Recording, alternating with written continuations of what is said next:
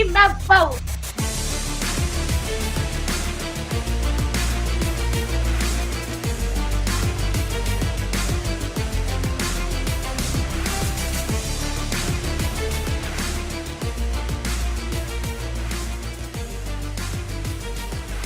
Court is in session with Ryan in Sacktown on If You Don't Like That. Now, Ryan in Sacktown. Oh, must be Ryno.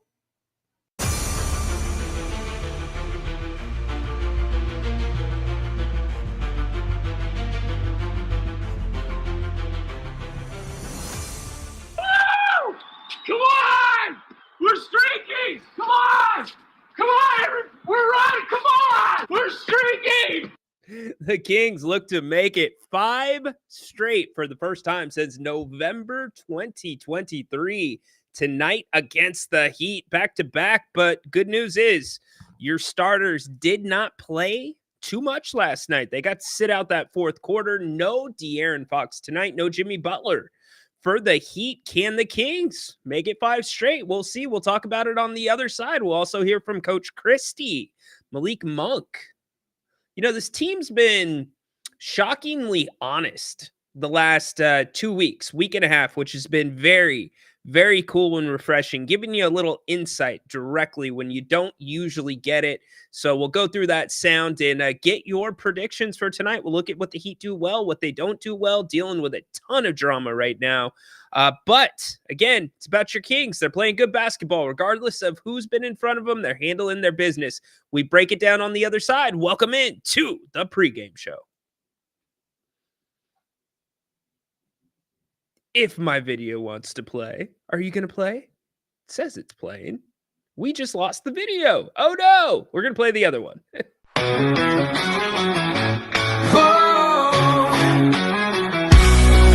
Late nights on the screen, hey, it's Grant and Ryan. We bleed purple, talking hoops, never lying. Sacramento Kings, we rise and we fall. If you don't like that, then you don't know ball. Jerry sitting with the stories of the game, spilling all the truth, driving legends insane. From the Cow Palace days to Arco's roar, this town's heart beats on the hardwood floor. If you don't like that, turn away now. Kings in our blood, we ride strong and proud. Running up the score, Kings never back down. If you don't like that, this ain't your town.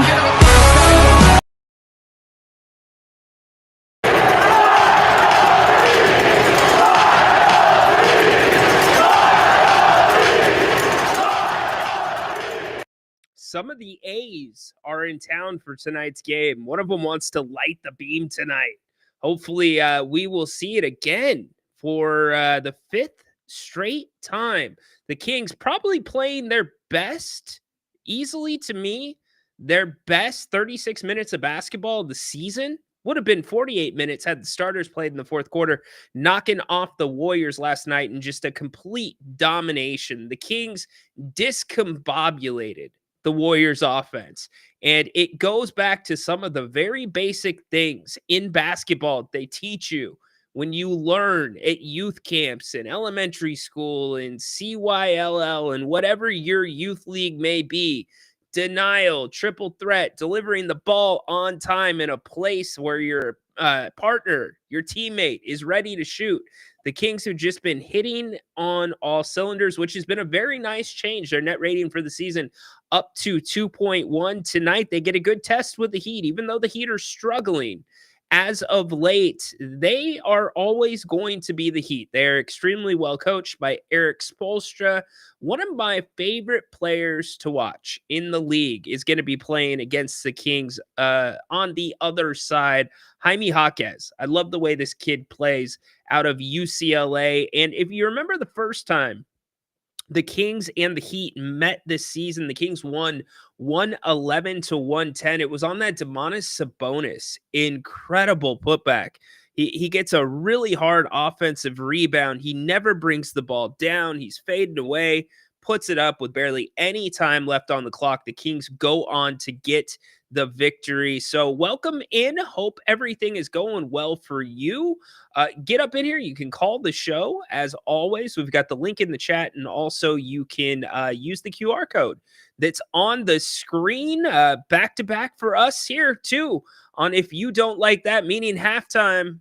The one and only Mr. Jerry Reynolds will be with us. Jerry dropping some knowledge on us the last couple weeks, giving us some really good insights from a different perspective than any of us have had. Jerry's been the coach of the team, the GM of the team, GM of the Monarchs that won the only basketball championship here in Sacramento. Mr. Reynolds joins us to give us his take on the first half and give us some keys to the second half. Grant will be here as well. And then post game, we wrap it up with all you. I get that I ruffled some feathers last night. I'm not backing down on my stance. If you want to go there, we can discuss it, but we'll hit that on the pregame probably tonight as well. Can the Kings have a repeat performance of what we saw just 24, a little bit more than 24 hours ago in Golden State?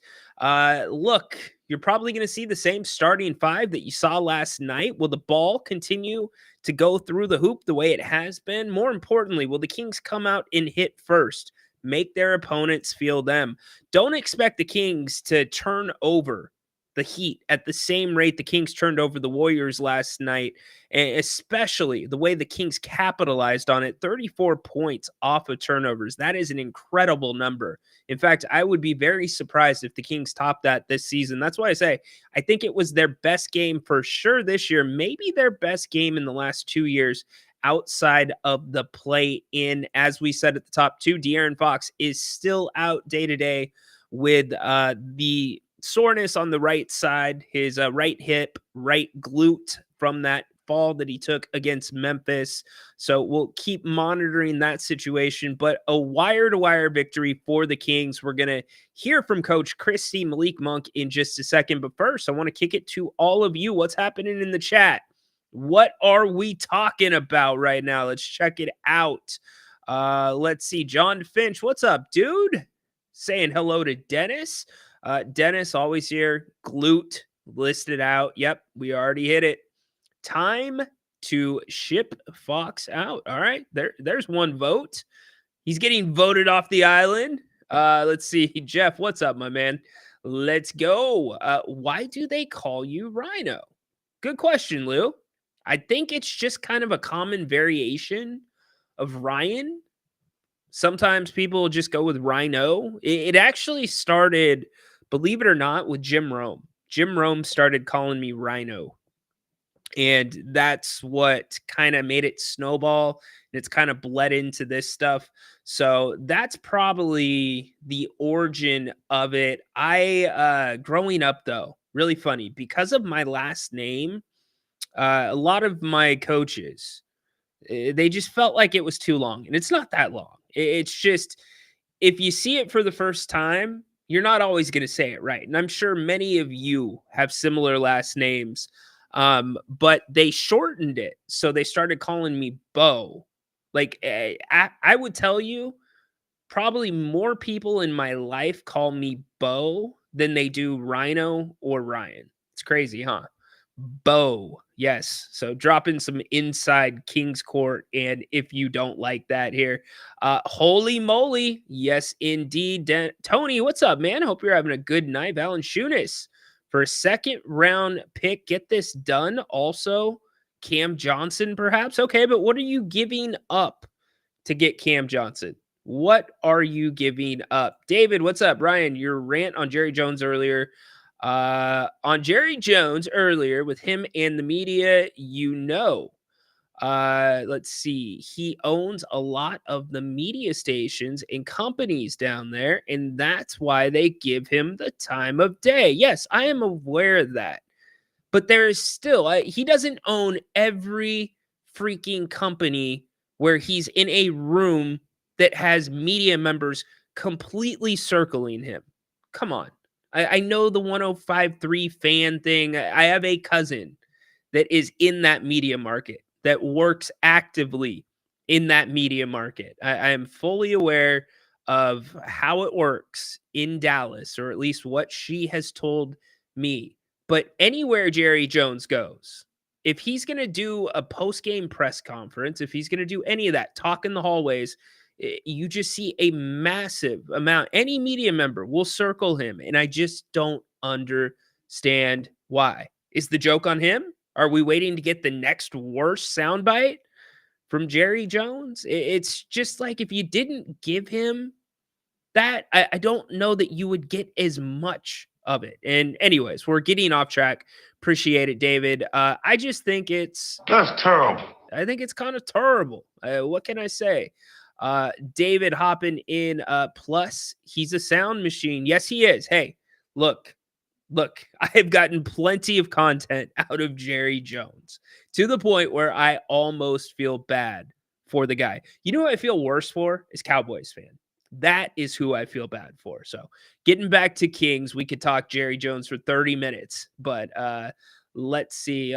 Yeah. Here we go. Keon Ellis standing on business with locking down the opposition. Him, Devin Carter, Malik Monk, even too. Just the fundamentals of getting out and denying the basketball. Rarely do you see that in the NBA. That is something that you might see in the playoffs here and there. You'll definitely see it around a superstar once they get going. But to have that in your defensive game plan, now face guarding Steph, that's nothing new. But denying the outlets for Steph, that's pretty freaking cool. That is hustle. That's why somebody last night on this roster asked to come out, because they were tired. That's what you want. That means your guys are giving it all. In fact, Doug talked about the game last night. Here is what Coach had to say. Ball pressure and being able to score on the other end there. Yeah, it's tough. That's not going to obviously happen every night, especially against great players like Steph. It's not. But that type of commitment, and that's why I told him, commitment to a game plan doesn't have. It says everything about them. It just has nothing to do with what I do. You guys committed to it. You guys held each other accountable. You guys fought for each other. You multiple effort for each other. And that's all you can ask. Will you always get this result? No, I think that's not it. But the result that you will get is continued effort, continue down the path of us to establish our identity. Then they're starting to do that. They're starting. They've taken a step forward to doing that. You need a bigger sample size, 15, 20 games. You need to get back over 500, but you can only do that one game at a time. Here was Coach Christie's overall thoughts on the game. Just a high level of competition and competitive nature that super excited for those guys. They play hard. They play their heart out. And like I tell them, is at the end of the night, when you do that, you can look yourself in the mirror and you can be proud at whatever. You're not always going to win, and you're not always going to have winning streaks and those things. But the one thing that you can control is how you go out and how you attack. And I thought that they continued down the path of my expectations.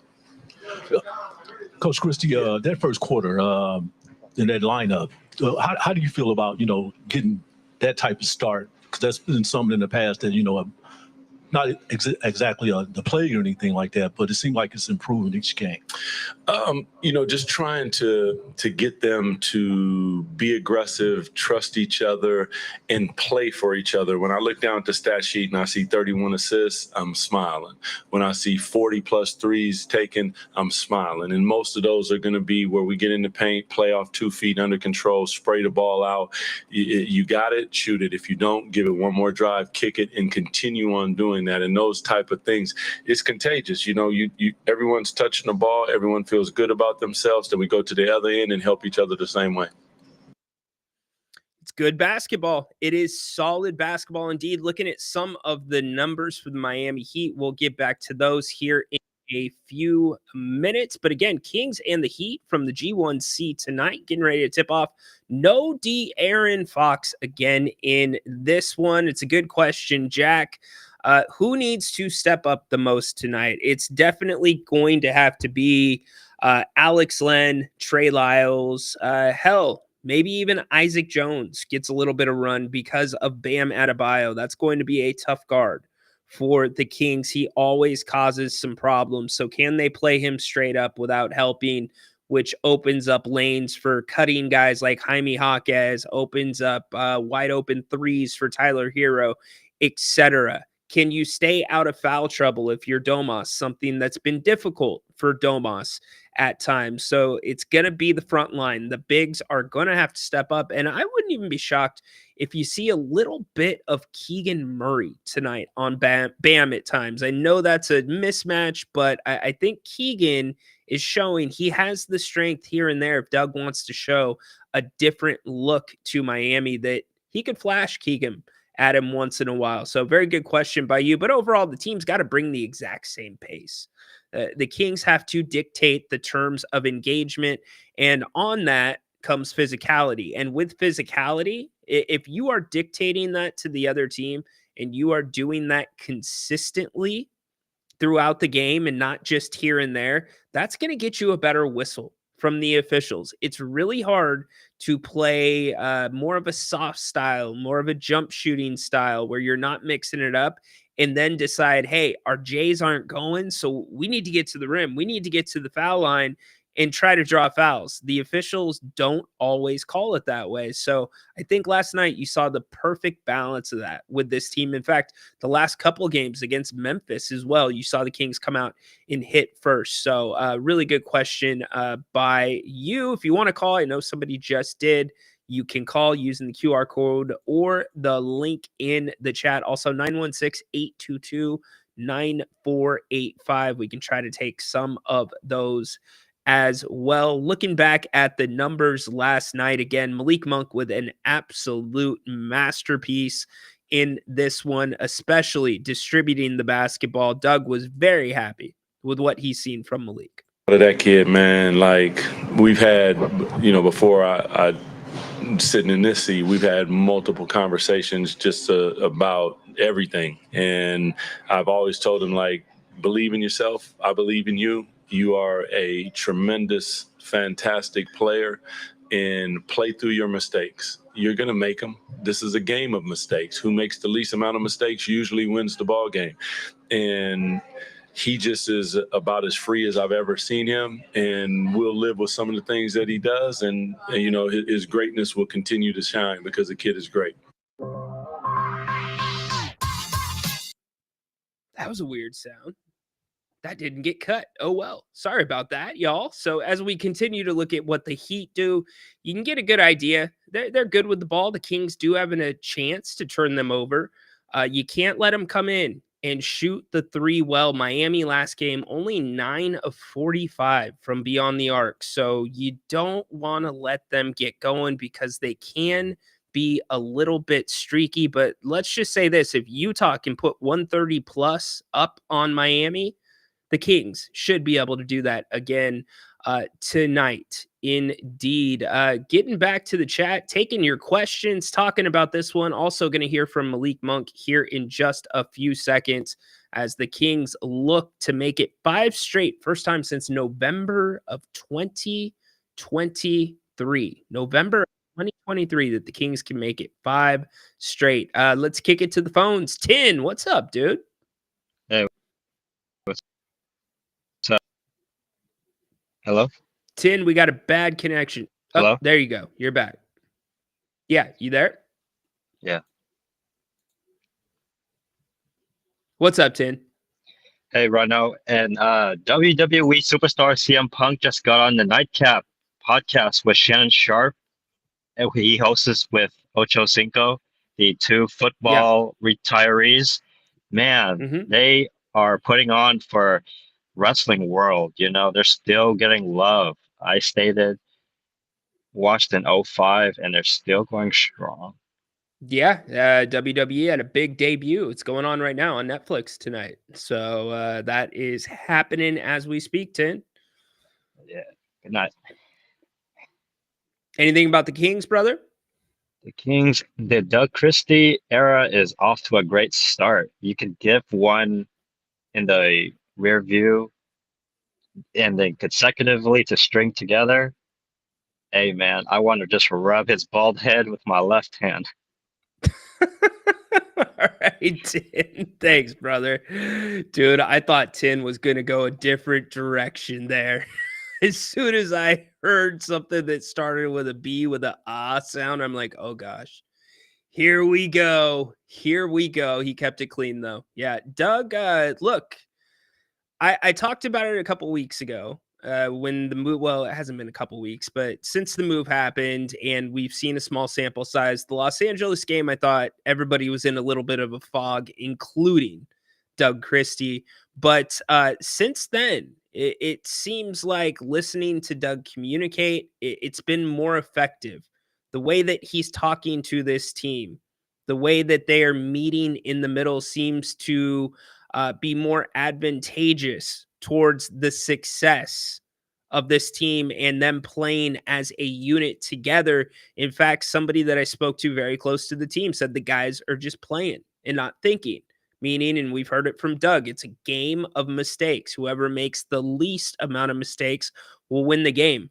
Rare is the day that players will come out and say certain things straight up. And yesterday was that day. In fact, Malik Monk was directly asked by Sean Cunningham about what's different.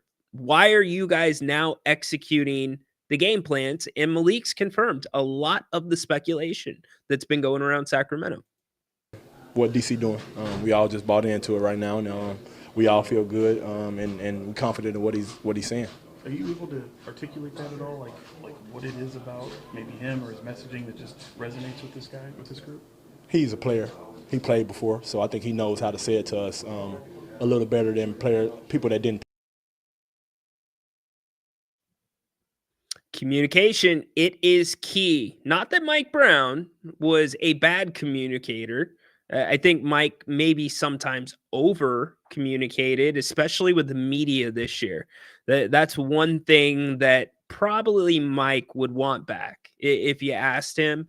But the problem was, in my eyes, that, he gave the guys a lot of freedom last year. He loosened things up. And as things changed a little bit this year, he tried to pull it back, and sometimes that doesn't always work. So we're on to the Doug Christie era. Malik also talked about the importance of face guarding last night and what the guys have been doing on defense. I think everything contagious is what we do because we're so close as a team. So if I'm hitting shots, Domar's hitting shots, everybody hitting shots. If I'm passing the ball, getting in, spraying it out, everybody's doing it. So I try to go in there and do it just to get everybody involved. Defensively, you guys created a lot of turnovers and scored off those turnovers. What were you seeing, especially in that first half, that kind of led to some of those turnovers? Devin and Keon guarding Steph as good as they did. Of course, he's going to get his points. He's one of the greatest shooters ever, so he's going to get his, but they did a great job at limiting him. So I think that's why we got to win. Malik, kind of following up on that, you guys haven't had the best first quarters of the season. You come out of this game was 36, but you hold them to 17. I thought that was really the key, setting that defensive tone early. How important, from a player standpoint, is doing that? Just shut them down and let them know we're coming at you all day. Yeah, for sure. That's what we've been struggling with, hitting people first. And I think that's what we did. Like you said, I think we did that first in the first quarter. And that set the tone for sure. But kudos to Devin and Keon doing a great job on Steph. Just limited to him. Like I said, you're not going to stop him. He's too great to. No doubt. Look, it's contagious when that ball moves. Energy is with that basketball. Doug said it before. We've talked about it on this platform. I do not think that it's a coincidence. You can say that the Kings have had easy competition. You can say that teams have been without their best players, etc. That's been the story of this entire season. That was the story of their playoff year, 22-23. They were the healthiest team in the league. Last year, it was a story of half the season, but it affected the Kings. The Kings were the ones that were injured. But when that ball moves and the ball is going in, those two things are related. It's not a coincidence that you're seeing Keegan Murray last night shoot it a little bit better. Trey Lyles certainly shooting it much better. Those guys know when they're going to get touches. They're anticipating it. And also Doug hit on this a couple of days ago. He said it's just as important to make sure if you get the advantage and get by somebody that you pass that advantage along if you're spraying the ball out with a good pass, getting it to your teammate where he can put it up immediately, get it to his sweet spot. And you're seeing a little bit of that as well. Guys have had time to set their feet. And I think the biggest thing is you're seeing guys step into shots rather than fall away with shots. Stepping into shots. Now, DeMar DeRozan, he can do what he wants in terms of the fadeaway. He has made a living in the NBA with that fadeaway, but other guys, that's not really their games. So it's a big difference, and you see it in the stats over the last 4 games. But can we see it again tonight against the Heat? Malik Monk running this team absolutely beautifully last night, and even against Memphis. Malik in the fourth quarter, the Kings went 1 for 11 in the third quarter against Memphis from beyond the arc, and it was really Malik Monk that put his head down at the end of that game in the fourth quarter to get to the rim and to bring that back and ultimately bring the victory home. El Charo ready for Keegan Murray, or ready to trade Keegan Murray. Keegan's the new Harrison Barnes for some of you. I just don't get it. Joseph, love the team, love the way they're playing. Seems like they are slowly starting to figure it out. We'll see. You need a bigger sample size, and they're going to have to figure it out coming up after this game because they have got a heck of a road trip in front of them. They've got Boston after this one, and then you have Milwaukee. Boston and, well, let me make sure that's back-to-back. I believe it is back-to-back. Boston, then you have Chicago and Milwaukee after that. Chicago not playing terrible basketball. 8-8 is starter for Monk. Yeah, look, when Monk started, the Kings, and this was under Mike Brown, they went more to a pick and roll style of offense that really benefits and highlights Domantas Sabonis. And not only that, it really puts pressure on the defense. It makes looks much more open for your guys like Keegan Murray, Kevin Huerter, etc. The defense is not waiting for the predictable play. And for too long this season, and even into last season, the Kings had become predictable at times offensively. And so that's taken that away. In fact, I got some stats here that I'll show you here in a few minutes that really highlight just how special that Malik Monk and Domantas Sabonis connection is. Tony hopping back in. They can come close. The chemistry looked spot on. Yes, it did. Andrew, what's up? Ryan, have you seen Grant has gone quite viral with his DC take? What was his DC take? That he shouldn't have been the head coach? Okay, I think because this has been a real big point of contention on the last couple of post-game shows. I'm not going to speak for Grant, but I can tell you the way that I understood Grant's point of view was there were other coaches on that bench. The way Mike Brown's staff is set up traditionally within the NBA community that usually would have gotten the interim job over Doug. Doug was 4th on the bench. That means you passed over Jay Triano, who's associate head coach. You passed over Luke Laux, who's the defensive coordinator for this team, so on and so forth, until you got down to Doug. Now, look, Eric Spoelstra, by the way, earlier tonight before the game, really said he was surprised and disappointed by the fact that Mike was fired. He's encouraged by what Doug's doing with the team, but coaches are still talking about it. It's kind of a big deal the way the Kings did it and how they chose the replacement. Now, whether you agree or not with it, the bottom line is Doug Christie is your interim coach. And you can't say that at least on a communication level that things seem to be much smoother. Guys aren't looking over their shoulders. Again, I'll go back to what was told to me. Guys are playing and not thinking. Sometimes you could almost see like the steam coming out of guys' ears, like looking around, like, oh, we got to do this. It was so obvious. Some guys were almost robotic at times for this team, and that doesn't seem to be the case at this point. Tony throwing in the starting five. Who is going to win, Kings or the Heat? I think the Kings win this one. Definitely think the Kings win, but I don't think it's going to be a blowout. I think the Kings will play well, not going to be as high scoring as last night. They're extremely well coached over there with Miami and Eric Spoelstra and Bam Adebayo. Whole different element that the Kings really have not seen yet under Doug Christie, a very dominant big. So that's going to be an interesting matchup tonight. Lose the beam. Why do we want to lose the beam? Because Ryan knows his stuff. I'm curious to see how the Kings react if they hit some adversity here. It's a great question.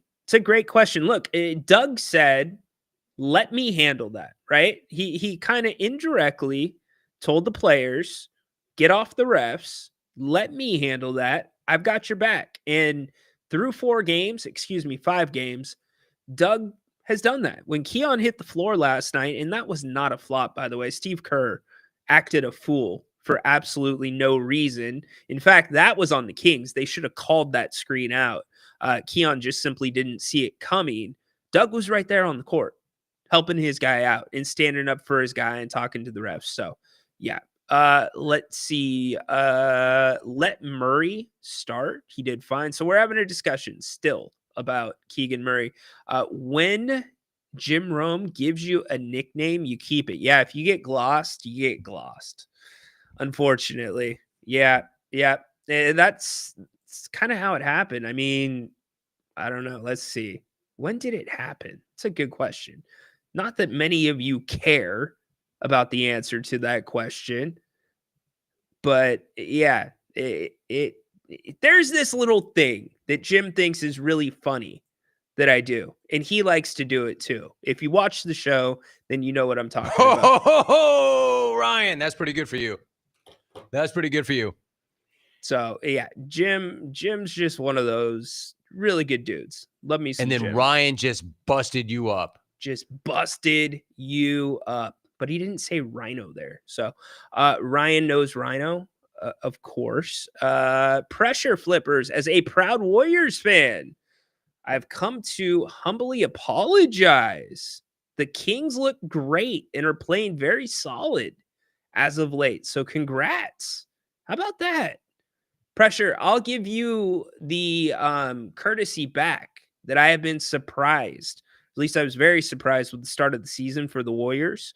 And I really like the depth of that team. You guys had the best bench per some of the statistical categories in the history of the NBA to start off the season. So we'll see if you guys can get it back together. I love the project of Jonathan Kuminga. He is a very important piece to what they do. Do you know my last name? Some of you do. Some of you do. Yes. Some of you don't. Do you need to know my last name? Not very interesting. I bet half of you probably wouldn't even. I wonder how many people would say it right. That's funny. Maybe we'll play that game sometime. That's kind of a weird game, though. Jack Attack hopping back in. I think Trey Lyles is the reason we're doing so good. Look, Trey's been great off the bench. He's been very, very good off the bench. Jeff Monk, refreshing for a player to go out there and show why they got paid the way they did. Certainly. Now, I took some heat last night, and rightfully so, because I don't think that everybody understood in the context that I was speaking about this team. Obviously, the Kings are not better without De'Aaron Fox. They are a better team with De'Aaron Fox for many reasons. However, I think if you are looking to take the next step with this team could be, depending on what you get back, this team could be better off without him. And we've had this big revolving discussion over the last couple days. Here's what I said, and this is the question that I have been asking since last season. Monk is not taking the star power away from De'Aaron. I don't agree with that at all. That's crazy. Okay, we've been asking, and I Grant, I've done this on this show. We done it a couple weeks ago. We've been asking the question. I have been asking the question to people around the team, people that cover the team, to all of you. Do De'Aaron Fox and Domantas Sabonis make each other better? And unequivocally, the answer is Domas makes Fox better. No but question. Does De'Aaron make Domas better? Either it's a no answer or it's a no. Malik Monk and Domantas Sabonis make each other better, and it's not a Malik personal thing. It is Malik's style of basketball. It's the truth. It's how Malik plays the game. Right. It's the truth. It's nothing personal against De'Aaron. It's just like if you ask James Harden to go make Domas better. It doesn't fit together. And that's why. So what doesn't fit together, and I want to clarify because this audience probably is not all the same from the Kings court. What doesn't fit together is the type of player that De'Aaron Fox is with the offense that Doug Christie, that the Kings have been trying to run this entire season. It's already a little bit of an issue with DeMar DeRozan. And that was the big question. It's another ISO guy, right? Well, De'Aaron is an excellent scorer, but at what cost? That's the thing that you have to look at. At what cost to the ball movement? At what cost to the chemistry? You see what happens when this ball moves around. And to that question that I have been asking, do Sabonis and Fox make each other better? Here's the answer. And I have been doing the numbers. I have been looking at this very closely, and the numbers don't lie. Look right there towards the top. This is this season. These are your advanced analytics for two-man lineups for the Sacramento Kings. Domantas Sabonis, De'Aaron Fox, right there for you. Their net rating together, a 3.2. Look at the bottom screen. Domantas Sabonis, Malik Monk. Net rating, a 6.1. And the numbers keep going up from there in almost every single category. Malik Monk gets more out of Domantas Sabonis, and Domantas Sabonis gets more out of Malik Monk. And in turn, the rest of the team gets more because of what those two are doing together with the pick and roll so many times. It's an incredibly difficult thing to guard, especially when you have DeMar DeRozan on one side of the court and De'Aaron Fox as well. You can't leave him out either. He is an element to that too. But what I'm saying and what I have been trying to say over the past year, because this has not been the last 2 weeks, it has been over the past year. This Sacramento Kings team has been greatly lacking a true point guard who can score, but can really distribute and put pressure on the defense in the half court, who can play the pick and roll game to a T, who can set screens and get screen assists, who comes off and uses screens properly. This team has not had one of those. Malik Monk is the closest thing that this team has had to it, and you're seeing the numbers bear out. So as we look at the path going forward for this team, I just don't believe, unless you change the system or you change the roster, that you can continue with De'Aaron Fox over the long term. And there's no guarantee De'Aaron Fox wants to be here as well. But again, the numbers do not lie. There they are. And we could keep going back over the other seasons. But here's the point. They moved to this type of offense for a reason. And you're seeing it. And I get teams have not been at full strength. But guess what? The Kings have struggled against teams, sometimes even more when they're not at full strength. So it's a really interesting argument and a lot to talk about. And hopefully tonight, look, I hope this team plays well. I want this team to play well with De'Aaron. I think De'Aaron's a great guy. I think he has been awesome for Sacramento, but I just don't think because of the type of player he is, you can play a team synergistic energy style, ball movement style of basketball with a player like that. So that is what my argument is based off of. If you'd like to respond, you can. Hopefully tonight the Kings have an answer for Bam Adebayo. He may be a problem at the rim. Can the Kings, Alex Len, Trey Lyles, Domas, step up and take care of that tonight? We will see as we get closer and closer to tip-off.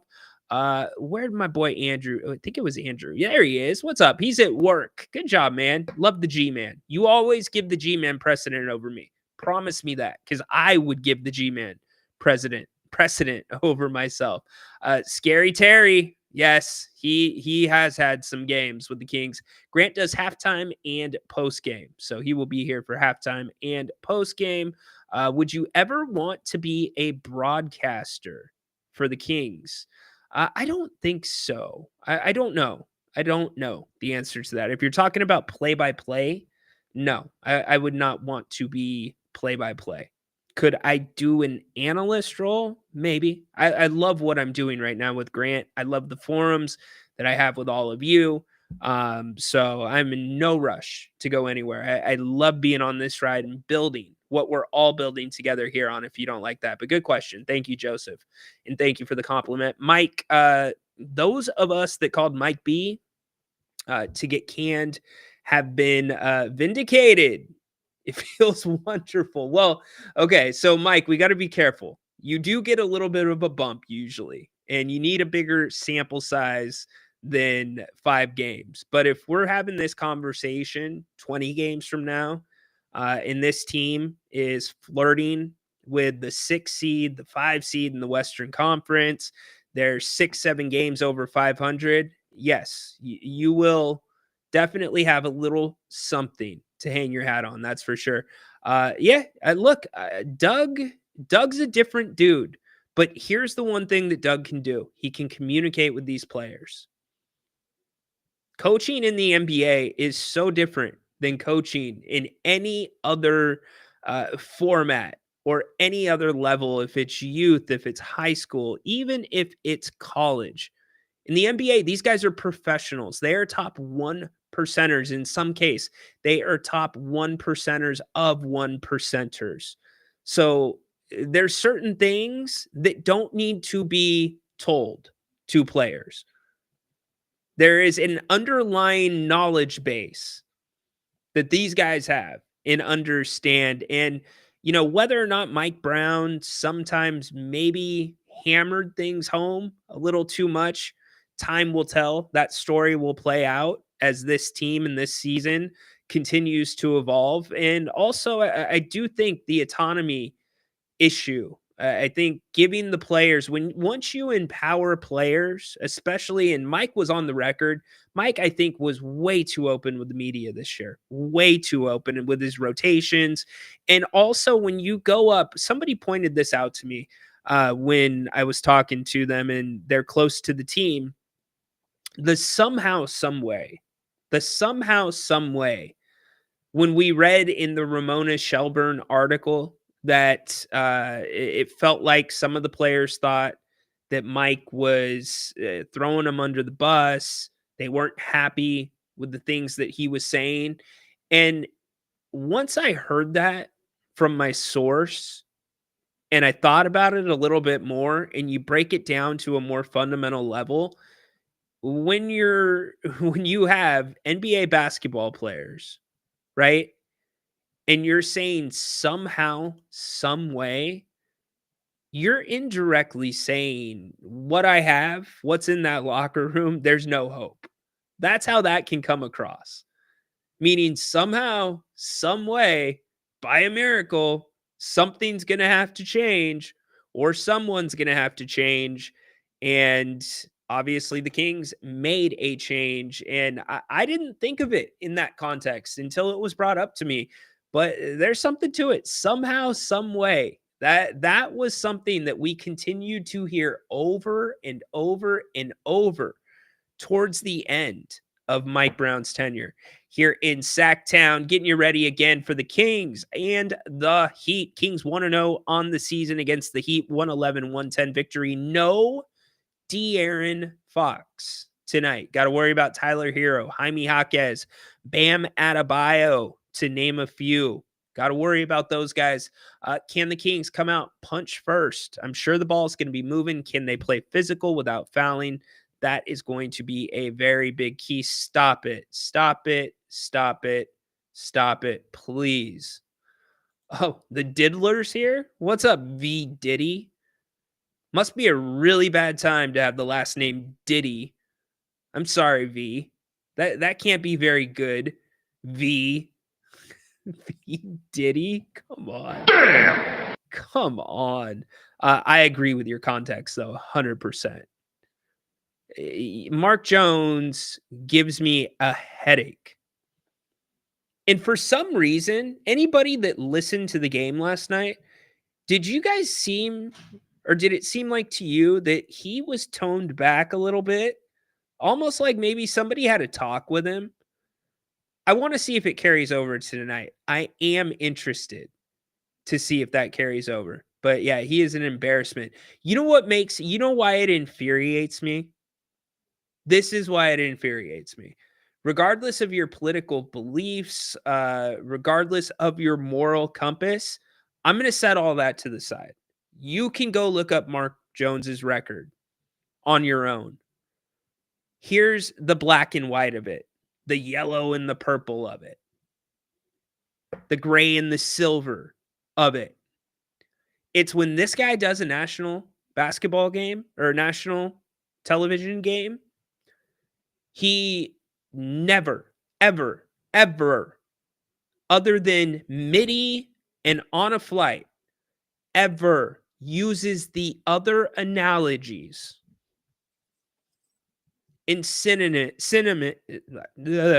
Can't talk right now. Sorry.